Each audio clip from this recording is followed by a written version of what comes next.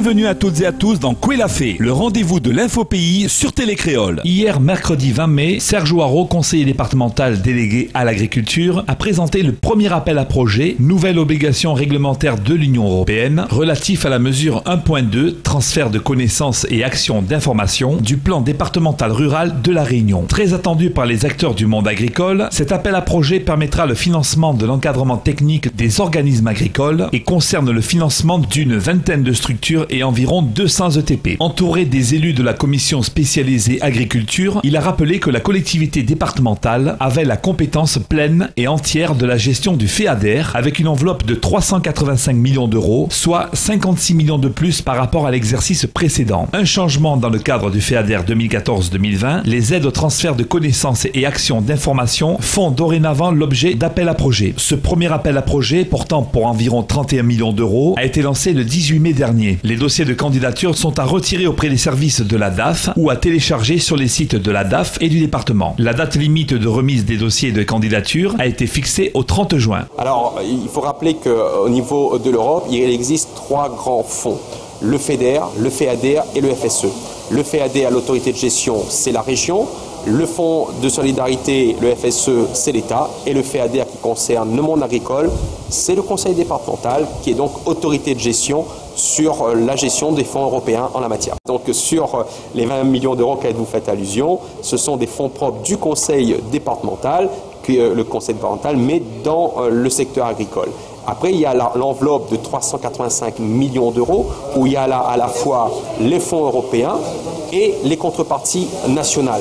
Donc nous sommes sur des enveloppes extrêmement importantes que nous allons engager donc sur les 6 années à venir. Écoutez, cet argent permet déjà de financer, pour ce qui concerne le département, l'encadrement technique des filières agricoles, le conseil et le suivi de ces organisations et également l'investissement chez l'agriculteur. Mécanisation, la création d'outils de travail, un poulailler, une porcherie, ce sont ces financements européens qui permettent donc à l'agriculteur de financer ces structures et pouvoir développer son activité. Non, le FEADER aujourd'hui on attend la validation de l'Europe.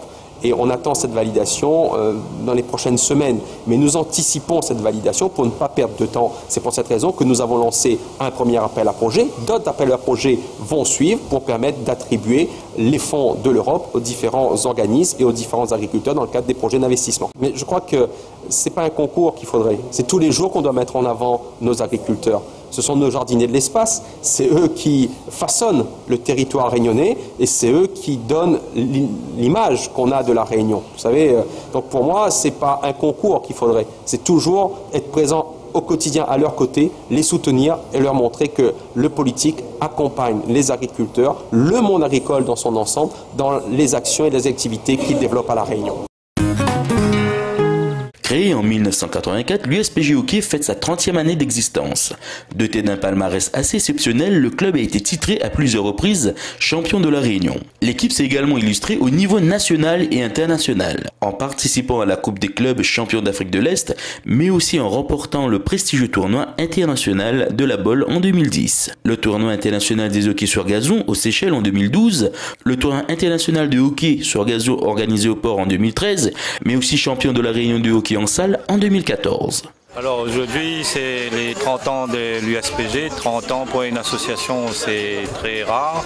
Donc nous l'avons voulu aussi marquer le coup parce que pour les 30 ans, faire une manifestation avec un ensemble de clubs pour pouvoir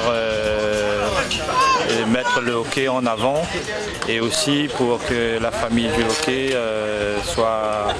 s'agrandisse. Le but de ces 30 ans, c'est de faire participer un maximum de personnes et d'équipes autour du hockey. Le hockey existe à La Réunion depuis une trentaine d'années. Il faut savoir que nous, le club de l'USPG, effectivement, là on fête nos 30 ans, mais il y a d'autres clubs, notamment le club des Avirons, qui ont commencé 3 ans avant nous.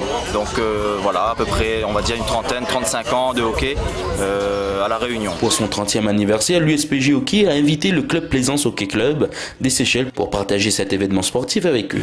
Pareil, quelquefois au courant, nous l'année passée, nous avons organisé une compétition, nous avons invité l'équipe La Réunion, c'est une équipe qui vient. venir et pour garder ça l'amitié, USPG, pareil où qu'on est, il peut célébrer son 30 ans, son existence. Alors il tient vite mon club Cécile. Mais en vie un peu difficile pour venir, l'équipe Plaisance sortie Cécile. Alors nous sommes mis force en un groupe pour nous répondre à l'appel du SPG, pour nous garder sa bonne entente, sa bonne amitié qui existait entre sa des clubs et les autres clubs ici à La Réunion. Ça fait au moins 6 fois qu'ils vont venir pour faire l'échange amitié. Un partage entre les îles de l'océan Indien pour valoriser et continuer à évoluer dans le hockey est le projet principal de l'USPG Hockey du Port.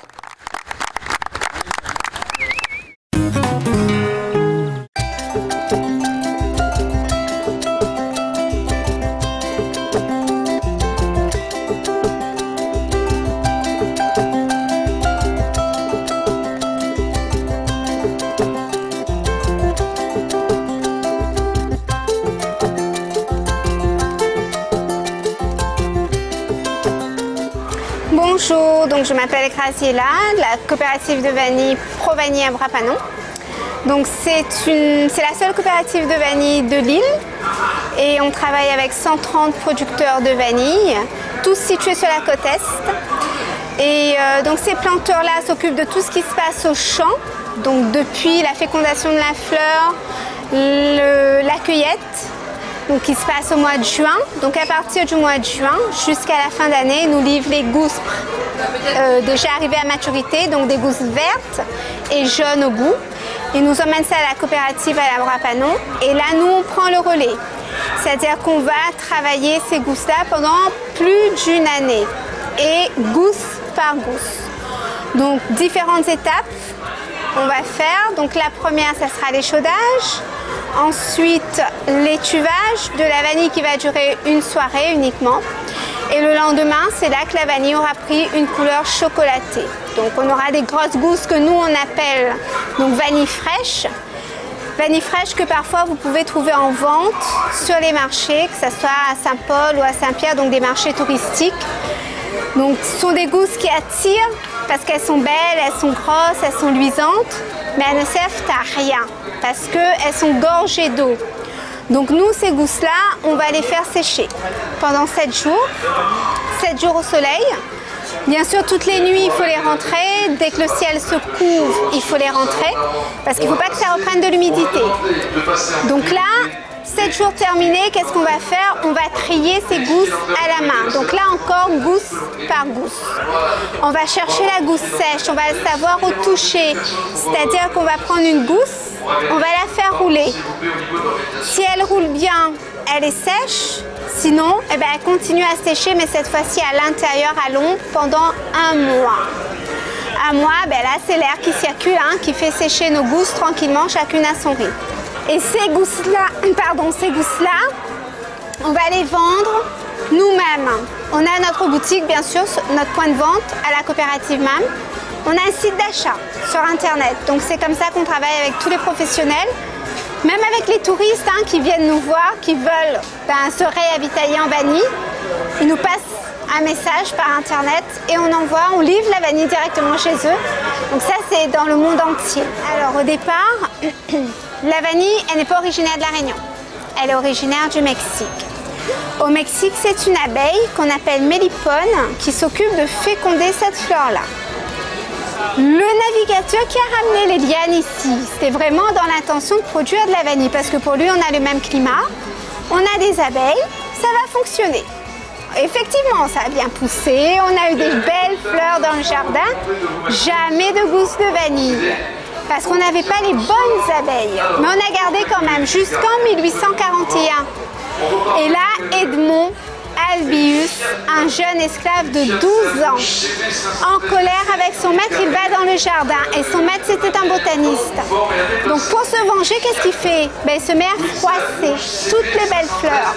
En les froissant par hasard, il a mis en contact les 2 organes et il a obtenu les premières gousses de vanille à La Réunion en 1841, alors que les lianes étaient déjà là depuis 1819, tout simplement.